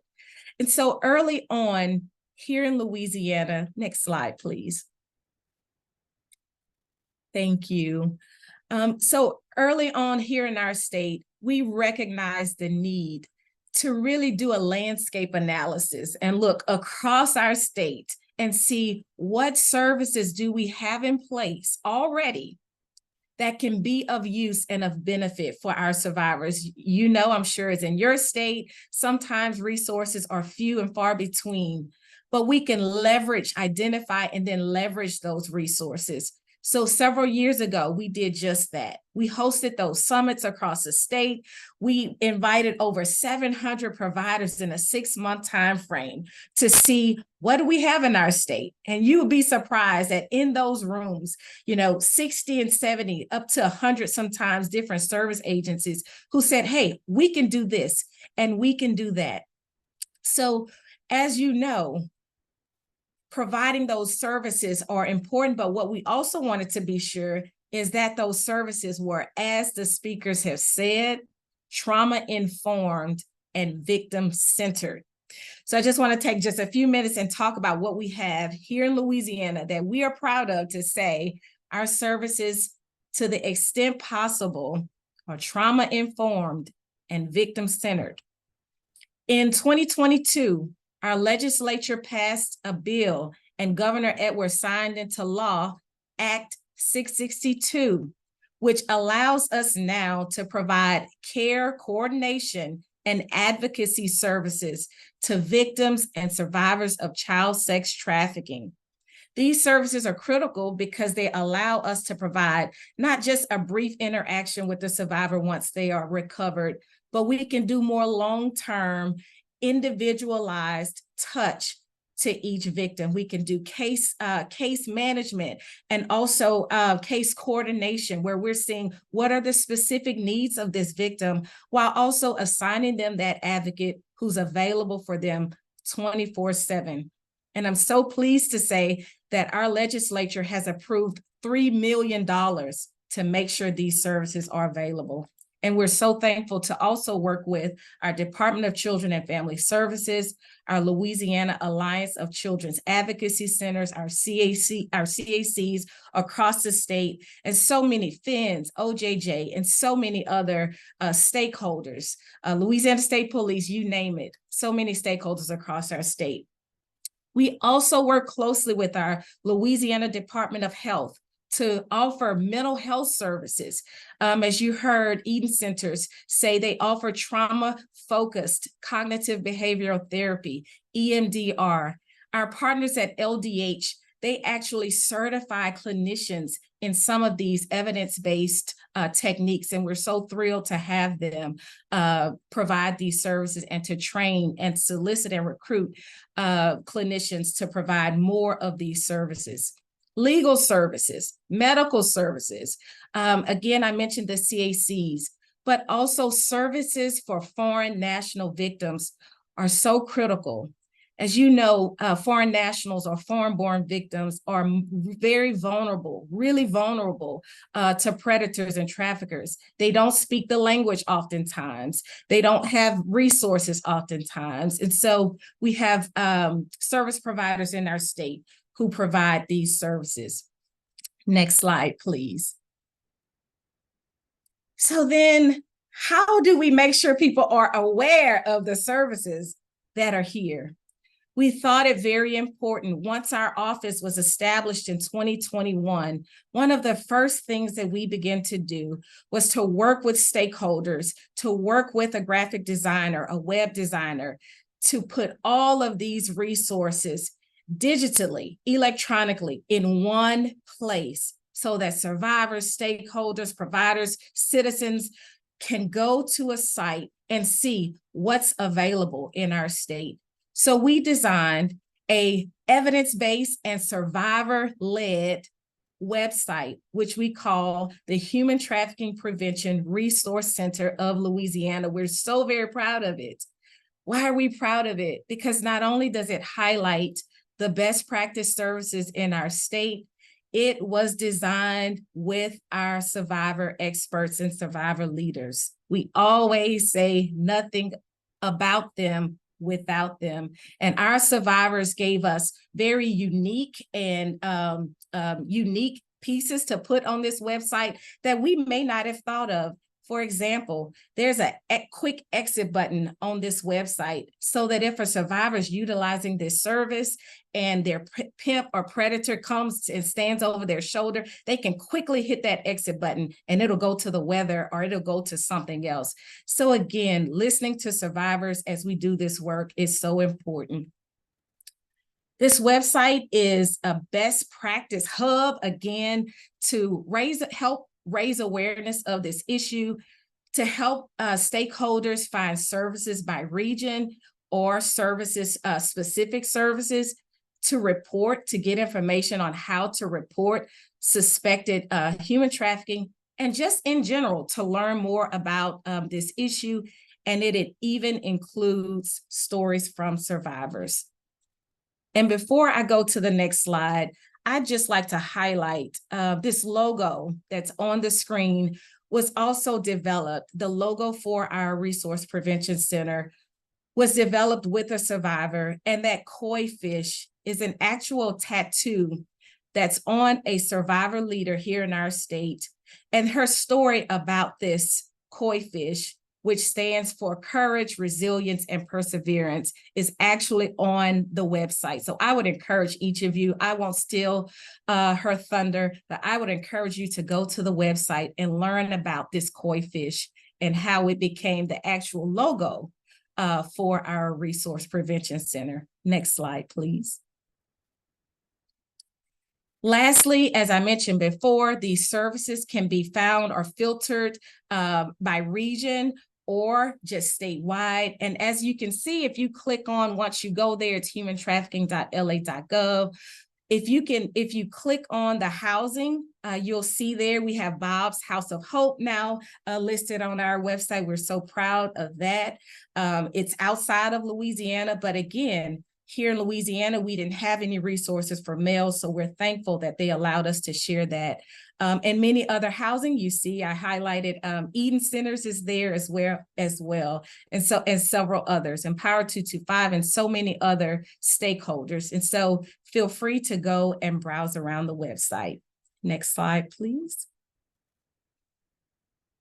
And lastly, we have a section completely dedicated to, it says Survivor Voices. And it's a section where folks can go and be educated on what human trafficking is from the perspective of survivors. And we think that's so important because us as stakeholders and providers, you know, we know of human trafficking from what we've read, what we have been educated on in peer-reviewed journal articles, etc. But we also learn about this issue from our survivor experts. And we want others to learn about this issue from our survivor leaders and experts. And so we have a section where they have shared information about what sex trafficking is from their perspective. And I just want to read this quote before I turn it over to First Lady Edwards. What is sex trafficking of a minor? We asked this to one of our survivors, and their response was, at age 16, I left home to escape the abuse and landed with an adult male who sexually exploited me in exchange for a place to live, food, and clothing. He forced me to recruit my high school friends to bring home to also exploit. I don't know how this was a form of trafficking. I didn't know how this was a form of trafficking until my advocate broke down the definition of child sex trafficking. So here we see a minor who's saying, I didn't even know I was a victim. I didn't even know about human sex trafficking or that term, but this is what it looked like for me. So again, having that information from survivors is very important. So next slide, please. We just encourage you, wherever you are in your state, start somewhere. And you can start by reaching out to to the stakeholders in your area and just making a list, whatever that looks like, of trauma-informed and victim-centered services in your area. If you want information on how we developed our website, feel free to reach out to us, and my information is on the screen. Thank you again. Thank you so much, First Lady, for this time, and I will turn it over to you at this time. Thank you, Dr. Hunter. And what an inspiration to learn about the housing resources available across the U.S. today. We know that there are not nearly enough compared to need, but we are certainly thankful for those resources that we do have, and thankful for each of you today for making them available. If you heard something today that piqued your interest in becoming a housing provider, if you want more information on how more promising practices to housing model, please don't hesitate to reach out to the presenters here today. As I mentioned before, my husband's term is about to end, but this work will continue through my national coalition. And I'm pleased to make a special announcement today through my national coalition. Our next virtual global summit is scheduled for Tuesday, January the 30th, 2024, because January is Human Trafficking Prevention Month, designated observance toward educate the public about human trafficking and the role they can play in preventing, responding to human trafficking. We will send out a save the date, December 2023. I'm excited to share today our focus and topic for January will be on international and domestic issues, to include how we in the U.S. can take advantage of laws that protect immigrant children that are trafficked and receive support for these children who, as you know, are most vulnerable, such as special T visas just for children. I'm not so familiar with T visas, but I am currently aware of this one thing today I wanted to share with you before we leave. The U.S. offers 5,000 T visas each year for immigrant children that are trafficked, 5,000. And each year, an average of only 2,500 T visas are used for immigrant children. That means that half of them are used and half of them are not. So maybe find out how you can use them if they're needed with your organization for immigrant children. I know that some of you talked about that today. In January, we'll discuss that further. And you can learn more about the T visa, and which should be a great interest to many of you.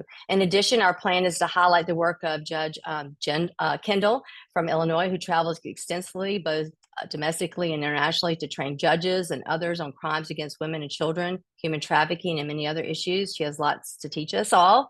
Also, a representative from the Santa Marta Group and the work that they are doing. There will be representatives from the U.S. Department of Immigration and Department of Justice, two survivors who will share some information with you. Also, we plan to highlight the work of Father Bosco Darce, who is on with us today, and about his work in India with bringing awareness and help for trafficked girls. And at the end, Father's going to say a few words to introduce himself. And as I mentioned today at the beginning, if you're approved for 2 hours of CEUs by the National Association of Social Workers from the Louisiana chapter, if you would like CEUs for participating, email your first and last name to Kayla, and we'll get that sent out to you as soon as possible. Kayla's email address is being placed in the chat box and is also here on the screen. The evaluation link is also now being placed in the chat box. Please remember to complete it so that we can keep bringing relevant topics and making improvements. Also want to mention that WYES.org is currently showing a documentary produced by Karen Swinson called Turning the Tide, a story of hell, healing, and hope. You can see this on YouTube. You can search WYES and you'll find the documentary. This is something that was put together to highlight Metanoia Manor, the work that I'm doing, the people in our state. It's incredible. It will just tear your heart, and you'll see so many amazing stories and hear the work that we're doing. It's also a panel discussion that I know that you'll find very helpful and intriguing, and to hear the story of a survivor, Michelle, and the work that she did with the committees here in Louisiana legislature. And you'll hear that. You search YouTube WYES Roundtable Discussion. You'll hear more about that. Thank you to our presenters today. We are so greatly appreciative. And to all of you who presented today, thank you for what you do on a daily basis to serve victims and survivors in any form of exploitation. And your efforts are not in vain. Keep chipping away, and we will all again begin to make a difference. And above all, please continue to pray. And Father Bosco, thank you for what you're doing. I'd love to hear a few words from you before we close today.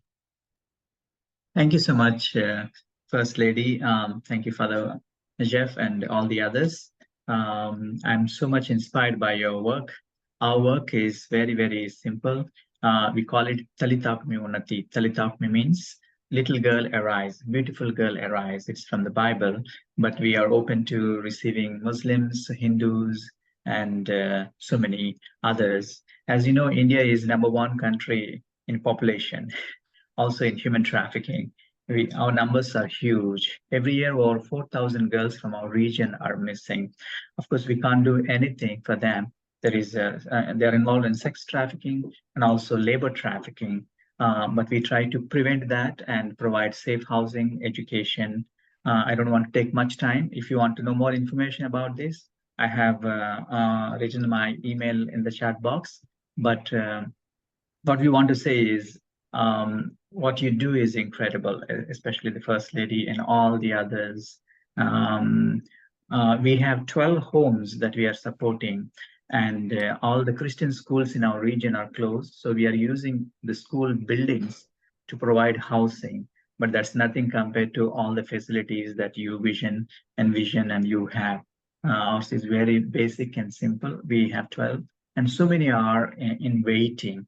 We can do more, and early marriage is a big problem. Forced marriage is a big problem, child marriage. But we are trying whatever we could do, and I'm happy to talk to you or share with you more information via email. Thank you so much, First Lady. Thank you. Oh, well, thank you. And we hope to have you speak to us in January. But I just want to thank all of our speakers today. And I hope that you will look up our speakers and learn more about them and the work that they're doing. We can't say enough about the work that you're doing. The housing is just so important, especially for the information about men. We've got to do more about the boys and the men that are being trafficked and learn more about that. So thank you to Bob and your group that you're doing. Thank you. God bless all of you, and let's continue this fight together. God bless.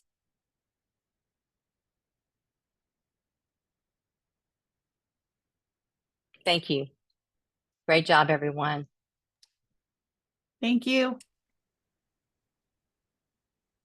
Thank you all. Thank you so very much. Thank you so much. Thank you all. see.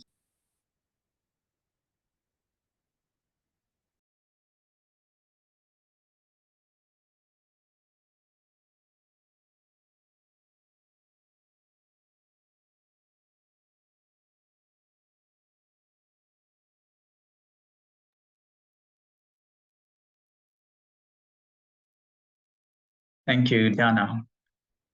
Very, very impressive. And I learned a lot. Thank you for inviting me and giving me this opportunity to be on the panel.